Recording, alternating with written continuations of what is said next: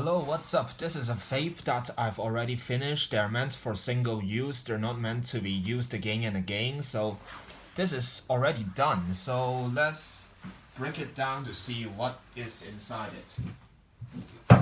Yeah, I'm gonna use a camp knife like this to see if there is any weak spots or any spots that you can actually help crack it down more easily.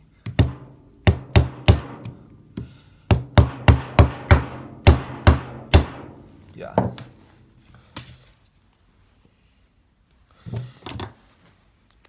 See if I can really. No.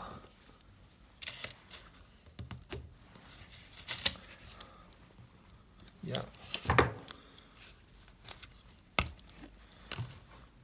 This is what's inside it. Let's see. Alright. So it's the end. It's something like this.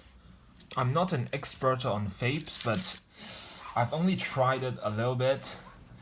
I don't know too much about it, how it works and stuff like that, but this is pretty much all I can show you. Yeah, as you can see there is this light piece here that shows you if the light is on when you're vaping, and it should blink when it's almost done, and it's got a battery. It got the sponge for the content. Yeah, that's pretty much it. Thanks for watching.